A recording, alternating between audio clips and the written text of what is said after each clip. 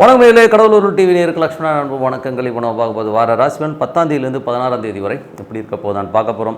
எப்போதும் சொல்கிறதாங்க, லக்னத்துக்கு பாருங்கள், ராசிக்கு பார்ப்பதோட லக்னத்துக்கு பார்க்க ரொம்ப பர்ஃபெக்டாக இருக்கும். உதாரணமாக ஒரு மகர லக்னம், விருச்சிக ராசி. நீங்கள் விருச்சிக ராசிக்கான பலன்களை பார்ப்பதை விட மகர ராசிக்கான பலன்களை பார்க்கும்போது ரொம்ப பர்ஃபெக்டாக இருக்கும். முதல்ல வர்றது பொது பலன்கள். ஸோ அதுக்கப்புறம் பார்த்திங்கன்னா தசாபுக்தி பலன்கள் வரும். ஸோ உங்களுக்கு என்ன தசாபுக்தி அந்தரங்கள் நடக்குதோ அதை மிங்கிள் பண்ணி பார்க்கும்போது ரொம்ப பர்ஃபெக்டாக இருக்கும்.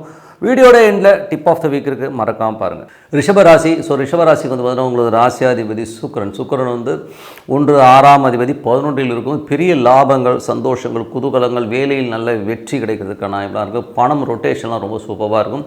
கணவன் மனைவிக்கு நடுவில் வந்து இருக்கிற சின்ன சின்ன கருத்து பேதங்கள் வந்தாலும் நல்ல சந்தோஷமாக குதூகலமாக இருக்கிறதுக்கான வாய்ப்புலாம் ரொம்ப நல்லா இருக்குங்க. அது வந்து ஒரு நல்ல விஷயந்தான். அதே நேரத்தில் வந்து பார்த்திங்கன்னா உங்களுக்கு வந்து 2 மற்றும் 5ஆம் அதிபதியான புதன் வந்து பார்த்திங்கன்னா உங்களுக்கு வந்து 10ஆம் இடத்துல இருக்கும்போது தொழில் ரீதியான விஷயங்கள் கொஞ்சம் கவனம் தேவை. அதீதமான லாபகத்துக்காக கொஞ்சம் ரிஸ்க் எடுக்கிற மாதிரியான விஷயங்கள் இருக்கும், கொஞ்சம் பார்த்துக்கணும். குழந்தைகளோட விஷயங்களும் கொஞ்சம் கவனமாக இருக்கிறது ரொம்ப ரொம்ப நல்லதுங்க. 3ஆம் அதிபதி. ஸோ 3ஆம் அதிபதி சனி, சந்திரன் வந்து சிறப்பான விஷயங்கள். ஸோ நல்ல ஒரு சிறுதூர பிரயாணங்கள், வீடு, சொத்துக்கள் சம்மந்தமான விஷயம், குழந்தைகள் விஷயங்கள் நல்ல சிறப்பான பலன்களை கண்டிப்பாக கொடுத்துருங்க. அதுக்கப்புறம் பார்க்கும்போது உங்களுக்கு வந்து 4ஆம் அதிபதியான சூரியன். ஸோ 4ஆம் அதிபதி சூரியன் வந்து பார்த்திங்கன்னா உங்களுக்கு வந்து 9இல் இருக்கும்போது நல்ல ஏற்றங்கள், நல்ல லாபங்கள் வர்றதுக்கான வாய்ப்பு நல்லா இருக்குது. ஸோ அது வந்து 4, 9 நாளே வந்து ஒரு திரிகோணமும் கேந்திரமும் இருக்கும்போது நல்ல ஒரு அதிர்ஷ்டங்கள் வருவதற்கான வாய்ப்பு ரொம்ப நல்லா இருக்குங்க. ஸோ நல்ல சிறப்பான விஷயங்களை கண்டிப்பாக கொடுத்துரும். அதுக்கப்புறம் பார்க்கும்போது தேவையான வருமானங்கள், ஸோ சொத்துக்கு சம்மந்தமான விஷயங்களில் அப்பா அம்மாவுடைய சொத்துக்கு சம்மந்தமான விஷயம், சிறப்பான ஒரு வருமானங்கள், நல்ல ஒரு ஏற்றங்கள் வருவதற்கான ரொம்ப நல்லாயிருக்கு. 5ஆம் அதிபதியான புதன் சொல்வது பார்த்திங்கன்னா உங்களுக்கு வந்து இப்போ வந்து 9லேருந்து 10க்கு வருகிற காலகட்டத்தில் வந்து கொஞ்சம் தொழில் ரீதியான விஷயங்கள் மிக மிக கவனமாக இருக்கணும். ஸோ அதை வந்து ஏதாச்சும் வந்து பெரிய ரிஸ்க் எடுத்து எதாவது பண்ண போனீங்கன்னா மாட்டிக்கிறதுக்கான வாய்ப்பும் ரொம்ப கவனமாக இருக்கணும். ஒரு காலகட்டங்கள் கொஞ்சம் பண்ணுற வேலையை பண்ணிட்டு வரலாம். பட் அதீதமாக இன்வெஸ்ட்மெண்ட்டோ பெரிய ஒரு முதலீடு போட்டு ஏதாச்சும் ரிஸ்கில் எடுக்கிற மாதிரி இருந்ததுன்னா கண்டிப்பாக அதை வந்து அவாய்ட் பண்ணிக்கிறது ரொம்ப ரொம்ப நல்லது. 6ஆம் அதிபதி உங்களுக்கு வந்து 6ஆம் அதிபதியான சுக்கிரன் வந்து உச்சமாக 11இல் இருக்கும்போது வேலையில் நல்ல ஏற்றங்கள், நல்ல ஒரு லாபங்கள், அது மட்டும் இல்லாமல் பார்த்திங்கன்னா நல்ல ஒரு அங்கீகாரம் உள்ள ஒரு வேலை கிடைக்கிது. புதிய வேலைக்கு முயற்சித்திங்கன்னா நல்ல ஒரு அங்கீகாரத்தோட பெரிய ஒரு போஸ்டிங்கில் போய் உட்காரதுக்கான வாய்ப்புலாம் ரொம்ப சிறப்பாக இருக்குது. ஸோ அதெல்லாமே ரொம்ப நல்ல விஷயம். நல்ல லாபங்கள் வருவதற்கான வாய்ப்புலாம் ரொம்ப நல்லா இருக்குது. ஸோ அது ஒரு நல்ல விஷயந்தான். ஸோ அதுக்கப்புறம் பார்க்கும்போது உங்களுக்கு 7ஆம் அதிபதி. ஸோ 7ஆம் அதிபதியான செவ்வாய். ஸோ 7ஆம் அதிபதி செவ்வாய் வந்து 2இல் இருக்கும்போது சுப நிகழ்ச்சிகள் சார்ந்த விஷயங்கள்லாம் நடக்கிறதுக்கான வாய்ப்புலாம் ரொம்ப நல்லாயிருக்கு. அதுவும் ராசியிலே வந்து குரு இருக்கும்போது சிறப்பான பலன்கள் எல்லாம் வந்து வருவதற்கான வாய்ப்புலாம் ரொம்ப நல்லா இருக்குது. பட் இருந்தாலும் அது 8ஆம் அதிபதி சில நேரங்கள் வந்து தேவையில்லாத தர்க்கங்கள், கொஞ்சம் பேராசைப்படுற மாதிரி விஷயங்கள்லாம் இருக்கும். ஏன்னா 8ஆம் அதிபதினும் போது பெரிய லாபங்களுக்காக ஒரு பேராசைப்பட்டு அதனால் ஒரு சின்ன ஒரு மன ஸ்ட்ரெஸ் வரதுக்கான வாய்ப்புனால அதை மட்டும் கொஞ்சம் அவாய்ட் பண்ணிக்கிறது ரொம்ப ரொம்ப நல்லது. 9ஆம் அதிபதியான சனி வந்து 10இல் இருக்கும்போது தொழில் ரீதியான விஷயங்கள், நல்ல லாபங்கள், நல்ல ஏற்றங்கள் வருவதற்கான வாய்ப்புலாம் ரொம்ப நல்லா இருக்குது. அப்பாவை சார்ந்த விஷயங்களில் வந்து உங்களுக்கு பெரிய லாபங்கள், நல்ல லாபங்கள் வருவதற்கான வாய்ப்பும் ரொம்ப சிறப்பாக இருக்குங்க. ஸோ அதெல்லாமே ரொம்ப நல்ல விஷயந்தான். இருந்தாலும் அது குருடைய சாரத்தில் போகும்போது கொஞ்சம் மூத்த சகோதரரோ மற்றபடி வந்து கொஞ்சம் நண்பர்களாலும் சின்ன சின்ன ஸ்ட்ரெஸ்ஸஸ் வரதுக்கான கொஞ்சம் பார்த்து நடந்துக்கணும். அதுக்கப்புறம் பார்க்கும்போது உங்களுக்கு வந்து 10ஆம் அதிபதி. ஸோ 10இல் வந்து சனி வந்து ஆட்சி பலத்தோடு இருக்கிறாங்க. ஸோ அது நல்ல விஷயந்தான். ஸோ அதில் வந்து எந்த மாற்றமும் இல்லை. பட் இருந்தாலும் வந்து தொழில் ரீதியான விஷயங்கள் வந்து 9இல் இருக்கும்போது கொஞ்சம் வந்து அந்த ஒரு சின்ன சின்ன விஷயங்கள் வந்து 9ஆம் அதிபதியின் போது கொஞ்சம் பாதகஸ்தானம் இருக்குது. ஸோ பாதகஸ்தானமாக இருக்கும்போது கொஞ்சம் தொழில் ரீதியான விஷயங்கள் வந்து கொஞ்சம் கவனமாக இருக்கிறது ரொம்ப ரொம்ப நல்லது. மற்றபடி வந்து பார்த்திங்கன்னா உங்களுக்கு வந்து 11ஆம் அதிபதி. ஸோ 11ஆம் அதிபதி வந்து உங்களுக்கு வந்து குருவாக இருந்து அது ராசியிலேருந்து 8ஆம் அதிபதி பெரிய லாபங்களுக்காக பெரிய ரிஸ்க் எடுக்காமல் இருக்குது ரொம்ப ரொம்ப நல்லதுங்க. ஸோ மற்றபடி நாங்கள் இதுவரை பார்த்தது வந்து பொது பலன்கள். இப்போ பார்க்க போகிறது தசாபுக்தி பலன்கள் எப்படி இருக்குன்னு பார்ப்போம். தசாபுக்தி பலன்கள் வந்து ரிஷப லக்னமாக இருந்து சூரிய தசாபுக்தி வந்து சூரியன் வந்து பார்த்திங்கன்னா உங்களுக்கு வந்து 16ஆம் தேதி மேலே 11இல் வராருங்க. ஸோ இப்போ இருந்தாலும் இப்போ வந்து இருக்கிறது 9ஆம் இடம். ஸோ 9ஆம் இடத்துல வந்து என்ன மாதிரி விஷயங்களை ஏற்படுத்தும் அப்படின்னும் போது உங்களுக்கு வந்து பூமி, சொத்துக்கள் சார்ந்த விஷயங்கள், அப்பா அம்மா விஷயங்கள்லாம் வந்து ரொம்ப பாசிட்டிவாக நடக்கிறதுக்கான வாய்ப்புலாம் ரொம்ப நல்லா இருங்க. ஸோ அது நல்ல விஷயங்கள் தான். அதுக்கப்புறம் பார்க்கும்போது ரிஷப லக்னமாக வந்து சந்திர தசாபுத்தினா சந்திரன் வந்து பார்த்திங்கன்னா உங்களுக்கு பூச நட்சத்திரத்தில் வந்து ஸ்டார்ட் ஆகிற இந்த வாரம். ஸோ சிறப்பான பலன்கள், எதுவுமே நெகட்டிவான பலன்கள் எதுவுமே கிடையாது. புதிய ஒப்பந்தங்கள், வீடு சம்மந்தமான விஷயங்கள் சிறப்பாக முடிவதற்கான வாய்ப்புலாம் ரொம்ப நல்லாயிருக்கு. அப்புறம் ரிஷப லக்னமாக இருந்து செவ்வாய் தசாபுத்தினா செவ்வாய் வந்து பார்த்திங்கன்னா உங்களுக்கு 7ஆம் அதிபதி 2இல் இருக்கும்போது சுப நிகழ்ச்சியில் சார்ந்த விஷயங்கள் நடப்பதற்கான வாய்ப்புலாம் ரொம்ப நல்லா இருக்குங்க. ஸோ அதெல்லாம் ரொம்ப சிறப்பான விஷயங்கள். பட் இருந்தாலும் அது குருடைய சாரத்தில் போகும்போது அவர் வந்து 8ஆம் அதிபதியாக வந்து செயல்படும்போது கொஞ்சம் சின்ன சின்ன ஸ்ட்ரெஸ்ஸஸ் வந்து போகிறதுக்கான வாய்ப்புகளை கண்டிப்பாக ஏற்படுத்தும். அது மட்டும் இல்லை பேச்சில் வந்து கொஞ்சம் வந்து பிடிவாதம் இருக்கும் நமக்கு. ஸோ அதை மட்டும் கொஞ்சம் தளர்த்திக்கிட்டிங்கன்னா போதும் எல்லாமே சிறப்பாக இருக்கும். அதுக்கப்புறம் பார்க்கும்பொழுது உங்களுக்கு ரிஷப லக்னமாகிறது ராகு தேசம். ராகு வந்து 11ல் இருக்காருங்க. ஸோ ராகு 11ல் இருந்து நல்ல சிறப்பான பலன், நல்ல விஷயம், தொழில் ரீதியான விஷயம், நல்ல கொஞ்சம் அலைச்சல் தான் நல்ல லாபங்களை தருவதற்கான ரொம்ப நல்லாயிருக்கு. ரிஷப லக்னமாகிறது குரு தேசாபதம். குரு வந்து பார்த்தீங்கன்னா 8ஆம் அதிபதியாக இருந்து அவர் ராசியிலே இருக்கும்போது நண்பர்கள் மூத்த சகோதரரால் கொஞ்சம் சின்ன சின்ன ஸ்ட்ரெஸ்ஸஸ் வரும். புதிய ஒப்பந்தங்களில் வந்து கையெழுத்து போகிறதுக்கு முன்னாடி 1க்கு 4 வாட்டி யோசிச்சு இப்போ கையெழுத்து போகிறது ரொம்ப ரொம்ப நல்லதுங்க. அது மட்டும் இல்லாமல் பக்கத்து வீட்டுக்கார இளைய சகோதரர் சார்ந்த விஷயம் கொஞ்சம் கவனமாக இருக்கிறது ரொம்ப ரொம்ப அவசியங்க. ஸோ இது வந்து கொஞ்சம் பார்த்து நடந்துக்கணும். மற்றபடி ரிஷப லக்னமாகிறது சனி தேசாவது. சனி வந்து பார்த்திங்கன்னா உங்களுக்கு வந்து 10ல் இருக்கார், நல்ல ஆட்சி பலத்தோடு இருந்து அவர் வந்து குருடைய சாரத்தில் இருக்கும். புதிய தொழில் வாய்ப்புகள் வருவதற்கான இப்போ ரொம்ப நல்லா இருக்குது.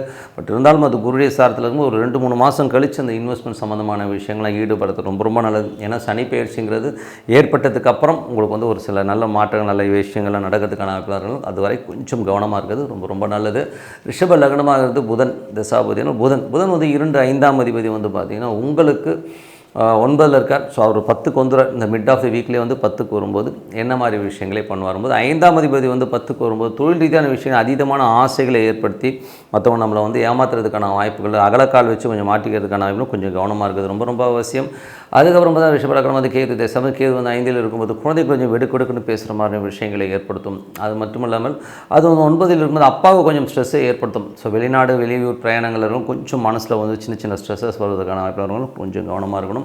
அதுக்கப்புறம் ரிஷப லக்னமாகிறது சுக்கிர தசாபதி என்று சுக்கிரன் வந்து பார்த்திங்கன்னா உங்களுக்கு வந்து உச்சமாக 11 இருக்கார். ஸோ 6ஆம் அதிபதிக்கு வந்து உச்சமாகும் பொழுது வேலையில் நல்ல ஏற்றங்கள், நல்ல லாபங்கள்லாம் இருக்குது. ஸோ ஏதாச்சும் வந்து போட்டி பந்தயங்களில் வெல்வதற்கான இப்போ ரொம்ப சிறப்பாக இருக்கும். ஸோ பெரிய ஒரு லாபங்கள், பெரிய ஒரு போஸ்டிங் கிடைக்கிறது, கேட்ட இடத்துல கடன் கிடைக்கிறதுக்கான இப்போ ரொம்ப சிறப்பாக இருக்கும். ஸோ மற்றபடி என்னங்க, நல்ல விஷயங்கள், நல்ல மாற்றங்களாக இருக்கணும். ஒரு பிரார்த்தனை, மனதார இறைவனை பிரார்த்தனை பண்ணும்போது கண்டிப்பாக அடுத்த லெவல் போகிறதுக்கான இப்போ ரொம்ப சிறப்பாக இருக்குது. ஸோ இப்போ பார்க்க போகிறது tip of the week. So tip of the வீக்கில் வந்து நம்ம சொல்கிறது என்னென்னா, உங்கள் ஜாதகத்தில் ராகு கேது. ஸோ ஜென்ரலாகவே வந்து ராகு கேது வந்து ஒரு கர்மிக் கிரகங்கள். ஸோ ஒரு கர்மாவை தாங்கி வருகிற ஒரு கிரகமாகத்தான் ராகு கேதுகள் இருக்கும். ஸோ அது என்ன மாதிரி விஷயங்களை பண்ணும் அப்படிங்கிறத தான் பார்க்க போகிறோம். ஸோ ராகு கேதுகள் வந்து ஜென்ரலாக வந்து என்ன மாதிரி விஷயம் பண்ணுன்னா, அதாவது வந்து ஒரு நீங்கள் வந்து ராகுன்னு எடுத்துக்கிட்டிங்கனாலே அது வந்து காலப்புருஷனுக்கு வந்து 3, 7, 11ங்கிற ஒரு கட்டத்தை தாங்கி தான் வருது. அப்போ என்ன சொல்ல வருதுன்னா, இது காம ரீதியான, இது காம திரிகோணம்னு சொல்லும். ஸோ காம ரீதியாக நம்ம முன்னோர்கள் செய்த தவறுகளையும் அவங்க வந்து காமம் ரீதியான செய்த வந்து எவ்வளோ பெரிய பிழைகளையும் வந்து நமக்கு அப்படியே ட்ரான்ஸ்ஃபர் பண்ணி அதை கொண்டாந்து வச்சு செய்கிறது தான் வந்து ராகு. கேதுங்கிறது வந்து 1, 5, 11ங்கிற ஒரு காலப்புருஷனுக்கு 1, 5, 9ஐ தாங்கி வரும். ஸோ அதில் வந்து பார்த்திங்கன்னா ஒரு குழந்தை கருக்கலைப்பு, குழந்தை சம்பந்தமான விஷயங்கள் நடந்த இன்னல்கள், அது மட்டும் இல்லை தன்னுடைய சுயநலத்துக்காக இவங்க பண்ண அட்டூழியம், குரு துரோகம், அது மட்டும் இல்லாமல் வஞ்சனையாக சொத்தை பிடுங்கிறது, நம்ம வம்சம் நல்லா இருக்கணுன்றதுக்காக இன்னொரு வம்சத்துக்கு எடுக்கிறது, இந்த மாதிரி விஷயங்களில் ஈடுபடுறதுனால வர பிரச்சனைகளை சொல்கிறது. அதை பொருள் ரீதியான விஷயங்களை மற்றவனை டார்ச்சர் பண்ணி எடுக்கிறதை வந்து சொல்கிறது வந்து கேது. ஸோ இந்த ராகு கேதுகள் வந்து 2 விஷயம். ஒன்று வந்து ராகு வந்து உடல் ரீதியான சுகத்துக்காகவும் உடல் ரீதியான விஷயத்துக்காக பண்ணுற கர்மாக்களை கொண்டு வர்றது ராகு, பொருள் ரீதியான விஷயங்களான கர்மாக்களை கொண்டு வருவது வந்து கேது. ஸோ இது வந்து பார்த்திங்கன்னா இந்த 2 ஆஸ்பெக்டில் தான் வந்து வேலை செய்யும். ஸோ அதில் வந்து நம்ம தாத்தா முப்பாட்டை ஏதாச்சும் வந்து ராகு ஏடாபடம் அப்படி மாட்டியிருக்குன்னா ஸோ அது வந்து நம்மளை எஃபெக்ட் பண்ணுறது, நம்ம ஜாதகத்தில் ரிஃப்ளெக்ட் பண்ணுறது வந்து பார்த்திங்கன்னா ராகு வச்சு ரிஃப்ளெக்ட் பண்ணணும். அதே மாதிரி வந்து சொத்துக்கள் அபகரிக்கிறது, குழந்தைகளை வந்து கருக்கலைப்பு பண்ணுறது, என்னுடைய உடல் சுகத்திற்காக நான் மற்றவனை போய்ட்டு டார்ச்சர் பண்ணது, எனக்கு சொத்து வேணும் அது வேணும், பொருட்பற்றான விஷயங்களை வந்து மற்றவனை டார்ச்சர் பண்ணதெல்லாம் சொல்கிறது வந்து உங்களுக்கு வந்து அந்த கேது வந்து அந்த இடத்துல வந்து உங்களை வந்து டார்ச்சர் பண்ணுங்கிறது தான் உண்மையான விஷயம். இதில் வந்து மேஜராக எது எஃபெக்ட் பண்ணும்போது குரு கேது. ஸோ குரு கேது வந்து ஒரு ஜாதகத்தில் வந்து குரு நட்சத்திரத்தில் வந்து கேது வர்றது, அது குரு கேது ஒன்றா இருக்குது, குரு பார்வையில் கேது இருக்குது. ஸோ இந்த மாதிரி குரு கேது காம்பினேஷன்ஸ் இருந்ததுன்னா அவனுக்கு வந்து எதுவுமே ஒரு டிசைடிங் அத்தாரிட்டி எடுக்க முடியாது. அவன் ஏதோ ஒரு ட்ராப்பில் மாற்றமான ஃபீலை கண்டிப்பாக ஏற்படுத்தும். ஸோ அந்த மாதிரி விஷயங்கள் பண்ணுறவங்களுக்கு வந்து என்ன பண்ணணும்னா சித்தர் வழிபாடு தான் ரொம்ப சிறப்பு. ஸோ அப்போ வந்து பௌர்ணமிகளில் வந்து அந்த சித்தர் வழிபாடுகளை பண்ணும்போது சிறப்பான பலங்கள் அவங்க வந்து அதில் வந்து வெளியே வர்றதுக்கான வாய்ப்பு இருக்கும். டெய்லியும் வந்து சித்தரை நினைக்கிறது ரொம்ப ரொம்ப நல்லது. இது ஒன்று தான் அதோடைய பரிகாரம். அது மட்டும் இல்லாமல் சனிக்கேது, இது வந்து தொழில் ரீதியான விஷயங்கள் ஒரு முடக்கங்களையோ நமக்கு வந்து அடுத்த கிளாரிட்டி கிடைக்காத விஷயத்தை பண்ணும். ஸோ அப்போ வந்து என்ன பண்ணணும்னா நீங்கள் உங்களுடைய ஜாதகத்தை வச்சு பார்க்கும்போது ஒரு காவல் தெய்வங்களை வழிபாடு பண்ணணும். கருப்பண்ணன், கருப்பசாமி இந்த மாதிரி விஷயங்களை வழிபாடு பண்ணும்போது கொஞ்சம் அந்த ஒரு கட்சான தெய்வங்களை வழிபடும்போது ரொம்ப சூப்பரான பலன்களை கண்டிப்பாக அது வந்து உங்களுக்கு வந்து உங்கள் ஜாதக ரீதியாக என்ன தெய்வம் வருதோ இல்லை உங்கள் குலதெய்வத்தை வந்து வழிபடாமல் விட்டிங்கன்னா அந்த சனிக்கேதுடைய தொடர்பு வந்துடும். குலதெய்வத்துக்கு சரியான விஷயம் பண்ணலைனாலும் உங்களுடைய வம்சாவளியில் வந்து சனிக்கேதுடைய தொடர்புகள் வந்துடும். ஸோ அதை நீங்கள் சரி பண்ணிட்டீங்கன்னா உங்கள் லைஃப்பில் வந்து தொழில் ரீதியான விஷயங்கள் அடுத்த கட்டத்துக்கு மூவ் ஆகிறதுக்கான வாய்ப்புலாம் ரொம்ப சிறப்பாக இருக்கும்.